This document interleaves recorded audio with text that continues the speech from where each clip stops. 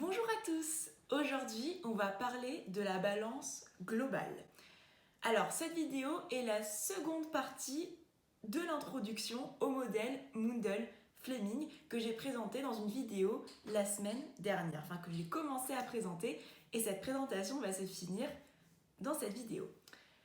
Alors, comme je l'ai dit précédemment, le modèle Mundell-Fleming est une extension du modèle ISLM, donc on retrouve les équations IS et LM, mais légèrement modifiées, c'est-à-dire que certes une extension, mais une extension qui va prendre en compte le reste du monde. Et comme on prend en compte le reste du monde, on a dû légèrement amender l'équation de la courbe IS en prenant en compte maintenant la demande étrangère avec le solde de la balance commerciale qu'on a étudié ensemble dans la vidéo précédente. Maintenant, ce qu'il faut savoir dans ce nouveau modèle, c'est qu'il va y avoir une nouvelle variable endogène qui va être le taux de change. Je rappelle, dans le modèle ISLM à court terme, puisqu'on reste à court terme dans ce modèle Mundell-Fleming, donc à court terme dans le modèle ISLM, on avait deux variables endogènes, même trois. Le revenu qui va rester, le taux d'intérêt qui va aussi rester et l'emploi, la demande de travail qui, pour le coup, elle ne va pas rester dans le modèle Mundell-Fleming. D'accord ? On ne considérera pas le marché du travail, du moins pour l'instant, dans le modèle Mundell-Fleming. Donc, on se retrouve avec deux variables endogènes, mais en considérant maintenant le reste du monde, on va rajouter une variable endogène qu'on a découverte la semaine dernière, c'est le taux de change. Et quand on rajoute une variable, il faut forcément rajouter une équation. Puisque pour résoudre un modèle, ça c'est si jamais vous continuez dans l'économie, pour résoudre un modèle, il faut toujours autant d'équations qu'il y a de variables endogènes. Et donc là, on va avoir trois équations puisqu'on aura trois variables endogènes, donc le revenu, le taux d'intérêt et le taux de change. Et cette équation, cette dernière équation qui va avoir comme prix en fait le taux de change, va représenter le marché des changes et ça va être cette balance globale. La balance globale va être l'équation qui va retracer toutes les transactions possibles qu'on peut avoir avec le reste du monde. Donc ça peut être des transactions en termes de biens et services. Donc ça veut dire que dans cette balance globale, on va avoir notre solde de la balance commerciale, qu'on écrit X chapeau. Et donc on a vu les déterminants la semaine dernière qui étaient le revenu national, le revenu étranger et le taux de change, réel ou nominal, ça dépend comment vous souhaitez l'écrire, réel Q et nominal E, d'accord ? Mais avec le reste du monde, on a aussi d'autres types d'échanges. On peut avoir des échanges qu'on appelle d'actifs non financiers. C'est par exemple si vous achetez une maison aux États-Unis, ça sera considéré comme un échange non financier.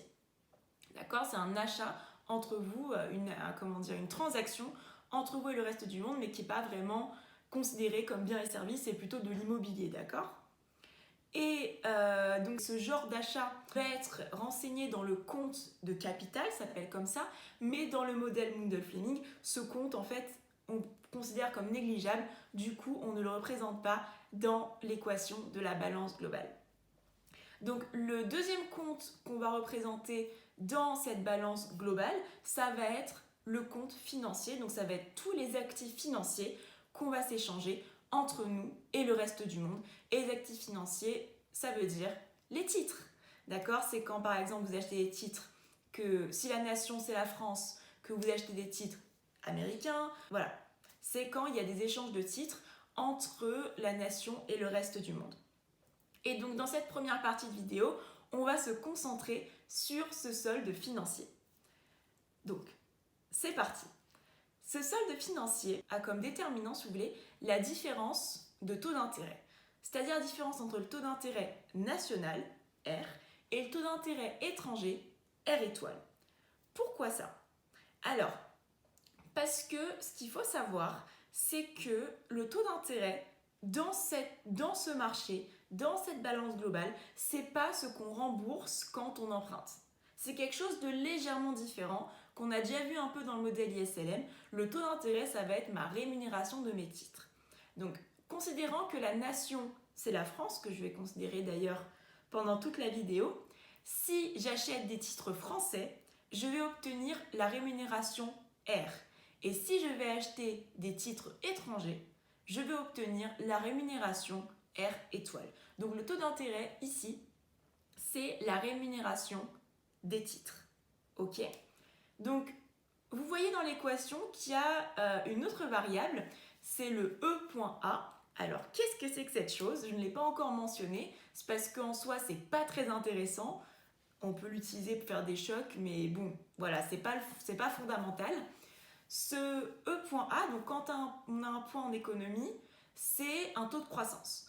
Le A, c'est pour anticiper, et E, on l'a vu la dernière fois, c'est le taux de change. Donc si on lit ça, donc du point OA au E, donc c'est le taux de croissance anticipé du taux de change. Et donc ça veut dire c'est comment j'anticipe que le taux de change va varier, puisque ça va avoir un impact sur la rentabilité de mes titres. C'est juste ça, on prend en compte les anticipations dans les transactions financières. D'accord? Mais vraiment, dans vos interprétations, ne vous préoccupez pas de cette lettre, de cette variable. C'est pas ça qui va changer vos vies ou vos interprétations. Alors, maintenant qu'on a défini ce taux d'intérêt et ce taux d'intérêt étranger, où est-ce que j'investis? Comment je sais où est-ce que je dois acheter mes actifs financiers? Eh bien, c'est très simple.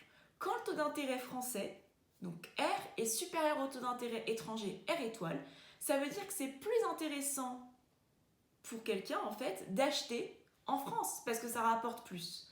Donc, on va avoir une entrée de capitaux en France, donc c'est-à-dire dans la nation, parce que les gens vont demander beaucoup de titres financiers.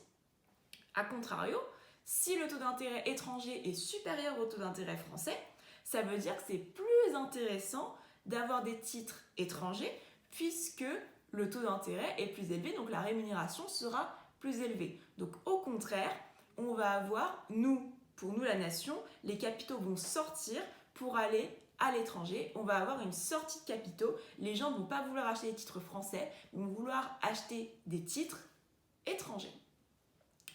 Donc ça, c'est pour ce qui détermine, entre guillemets, ce solde financier. Donc quand j'ai mon taux d'intérêt qui est plus grand que mon taux d'intérêt étranger, je vais avoir des entrées de capitaux. Et donc mon solde financier s'apprécie et ça va amener la balance globale à s'apprécier aussi. Au contraire, quand j'ai des sorties de capitaux, donc mon taux d'intérêt étranger est plus élevé que mon taux d'intérêt national, ici français, je vais avoir donc en effet des sorties de capitaux et ça va déprécier mon solde financier et aussi ma balance globale. Alors, avant de faire le lien entre ce qu'on vient de dire et le marché d'échange, puisque tout ça c'est le marché d'échange, on n'a pas encore parlé vraiment de taux de change ou quoi. Donc, on va faire le lien, mais avant toute chose, pour vraiment que ça soit clair, il faut savoir que quand le solde de la balance commerciale s'apprécie ou quand le solde financier s'apprécie, on va avoir une balance globale qu'on dit excédentaire ou tout simplement une balance globale qui s'apprécie, qui augmente. Et au contraire, quand le solde financier ou que le solde de la balance commerciale diminue, se déprécie, on va avoir une balance globale qui va être déficitaire. D'accord?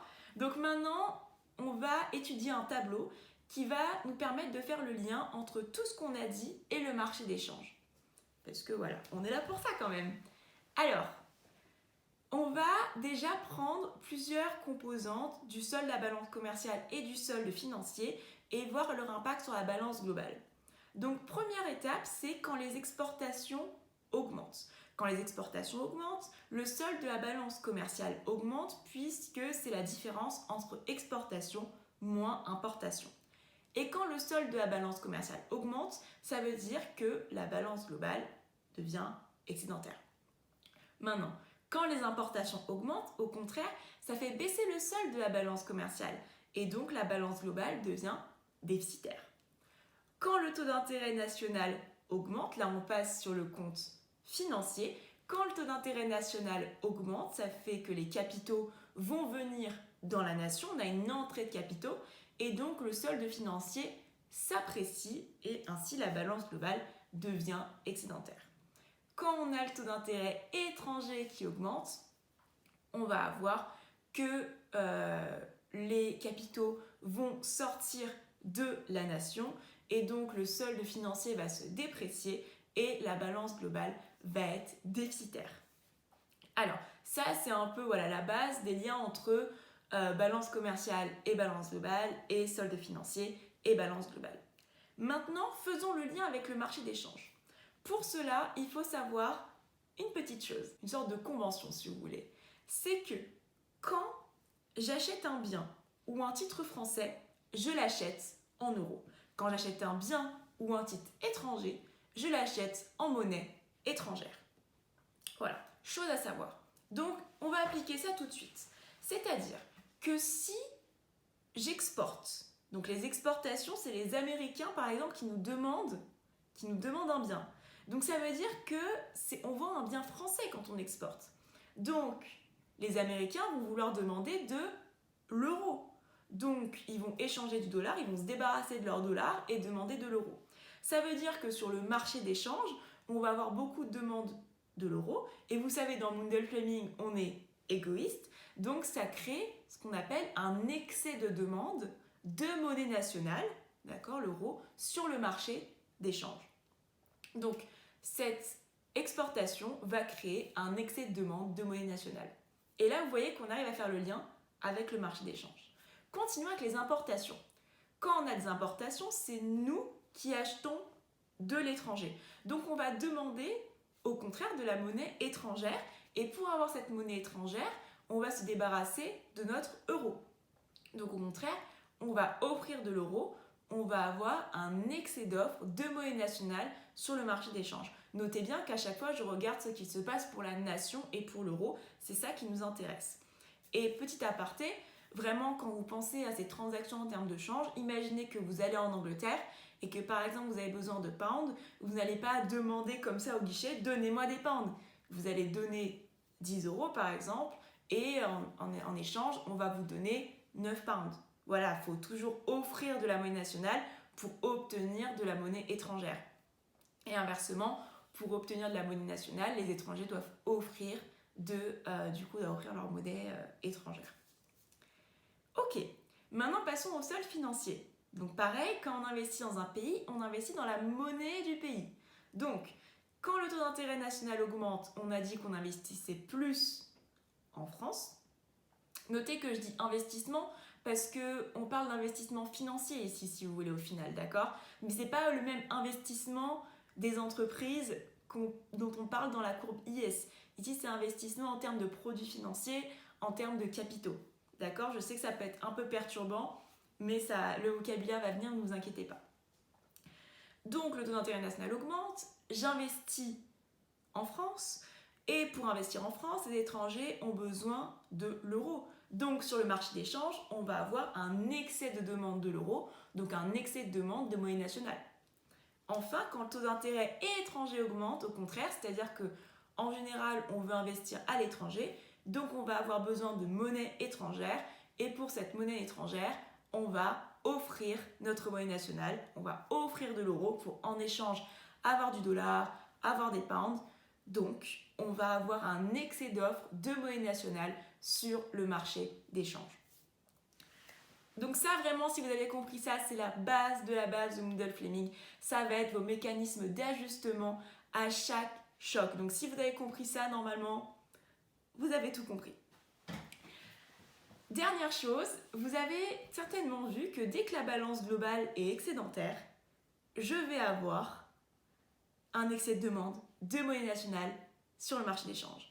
Et dès que la balance globale est déficitaire, je vais avoir un excès d'offres de monnaie nationale sur le marché d'échange.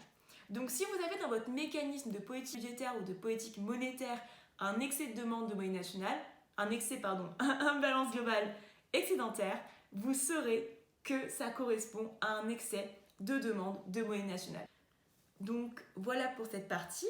Et pour finir le mécanisme, parce qu'on est sur un marché et sur un marché il y a un prix, et dès qu'il y a un excès de demande sur un marché, le prix augmente.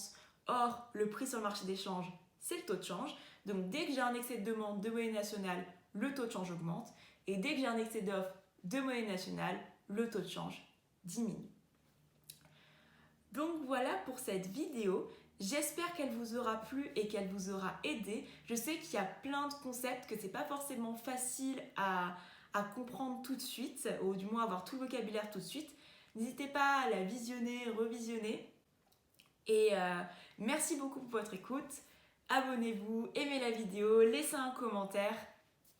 Et voilà, merci beaucoup. Au revoir.